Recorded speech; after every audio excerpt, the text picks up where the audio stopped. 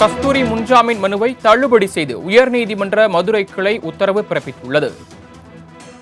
கூடுதல் விவரங்களை வழங்குவதற்காக செய்தியாளர் பாலகிருஷ்ணன் இணைப்பில் காத்திருக்கிறார். பாலகிருஷ்ணன், தற்போது தெலுங்கு மக்கள் குறித்து கஸ்தூரி பேசிய அந்த வழக்கில் அவர் முன்ஜாமீன் கோரி உயர்நீதிமன்ற மதுரை கிளையில் மனு தாக்கல் செய்திருந்தார். அந்த மனுவானது ஜாமீன் மனுவானது தள்ளுபடி செய்யப்பட்டிருக்கிறது. என்ன காரணத்திற்காக தள்ளுபடி செய்யப்பட்டிருக்கிறது? இந்த வழக்கு தொடர்பான கூடுதல் விவரங்கள். வணக்கம் சரவணன்.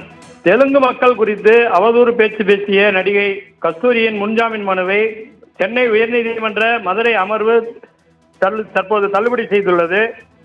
நடிகை கஸ்தூரிக்கு முன்ஜாமீன் மனு தள்ளுபடி செய்து நீதிபதி ஆனந்த வெங்கடேஷ் உத்தரவு பிறப்பித்துள்ளார். கஸ்தூரி தரப்பில் தெலுங்கு மக்கள் அனைவரையும் குறிப்பிட்டு அத்தகைய கருத்து தெரிவிக்கப்படவில்லை. சில குறிப்பிட்ட தனிநபர்கள் குறித்து கருத்தை தெரிவித்துள்ளார்.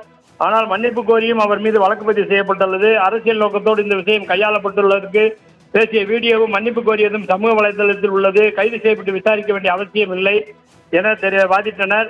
அதற்கு நீதிபதி குறிப்பிட்ட சமூக பெண்கள் அந்தப்புறத்திற்காக வந்தவர்கள் என குறிப்பிட்டு ஏன் கூறினார், அதற்கான அவசியம் என்ன, கேள்வி எழுப்பியிருந்த நிலையில் கஸ்தூரி தரப்பில் தவறு செய்ததற்காக மன்னிப்பு கோரியிருந்தார் என தெரிவிக்கப்பட்டது. ஆனால் நீதிபதி அவர் பேசியது தேவையற்றது, கற்றவர், சமூக ஆர்வலர் என தன்னை கூறும் மனுதாரர் இப்படி கருத்தை தெரிவிக்கலாமா எனவும் நீதிபதி கருத்து தெரிவித்திருந்தார். இந்த நிலையில் தற்போது அரசு தரப்பில் கஸ்தூரிக்கு முன்ஜாமீன் வழங்குவதற்கு கடுமையான எதிர்ப்பு தெரிவிக்கப்பட்டதால் தற்பொழுது நீதிபதி ஆனந்த வெங்கடேஷ் கஸ்தூரியின் முன்ஜாமீன் மனுவை தள்ளுபடி செய்து உத்தரவிட்டுள்ளார். சரவணன்,